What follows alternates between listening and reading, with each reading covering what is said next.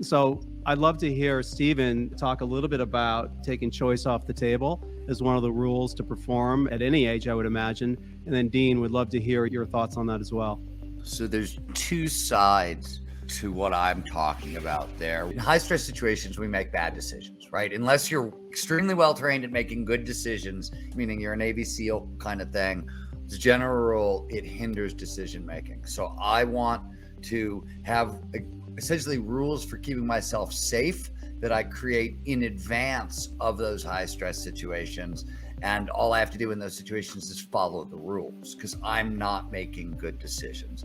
The bigger part to that is about goal setting and in what we know about the science of goal setting. When you create goals, and I don't care if it's your daily to-do list or New Year's goals, resolutions, that sort of thing.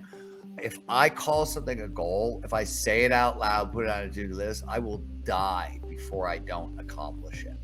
To me, a goal is a promise to myself, and I don't allow myself to break it. I take that option off the table. And one of the main reasons is the brain loves efficiency. It's always trying to be efficient. And if I never take, once I create goals, if I know I'm going to accomplish them, my brain will never stop trying to figure out what it takes to accomplish them. But the minute you start to wobble, the minute you don't accomplish all your things on your to-do list a couple days in a row, your brain, as soon as you add that goal to your to-do list, it starts looking for ways around it. It wants to save the energy. We're homeostatic creatures, and the first order of business is always conserve energy. So if you take choice off the table, it actually plays a huge role in terms of motivation and things like that. And how do you set those goals? Because different people have different goals, right? So there are different types of things that are just beyond your reach. And would you say that is a good way to set the goal, Steven? Because I think you had mentioned in another one of your rules is be aggressive, not stupid. So where do you draw that line? Humans function best with 3 tiers of goals. We need mission level goals for our lives. And these are usually things that we cannot really accomplish, right? Or things that we are accomplishing, but there's no way to say, I want to write books that impact the world. Like how many books I don't say, you know what I mean? I'm never really done with that one kind of thing, open-ended goals. Then you need hard goals. These are like 3 to 5 year goals, right? And then there's daily clear goals, which are daily to-do lists. With be aggressive and not stupid when it comes to goals, the way I think about this is I always tell people is figure out how many things you can do in a day and still be excellent at all of them.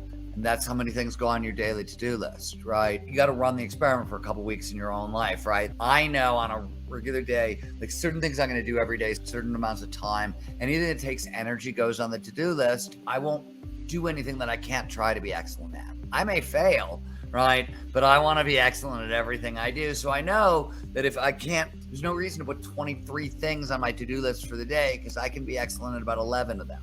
And then I'm out of energy. So I think about it those ways. Fantastic. Dean, do you ever do that? I know you ran 350 miles to see the capacity of the human body and you're raising money for charity, but how do you go about this? It doesn't seem like you set a limit on yourself. I think we're the sum total of our habits. So to Steven's point, I have a habit of never compromising. You compromise once and you compromise. You can't fool yourself. So if I have a goal for the day, especially a physical goal, I will not stop until I finish that goal. And it's going to be miserable and it's going to be ugly, but I'm still going to get it done. I mean, you guys probably know what a DNF is in racing. And I always say a DFL is better than a DNF. And DFL means dead fucking last. So it's better to come in dead fucking last. Classic. By the way, I did not know what dead fucking last meant, so I'm happy to hear that.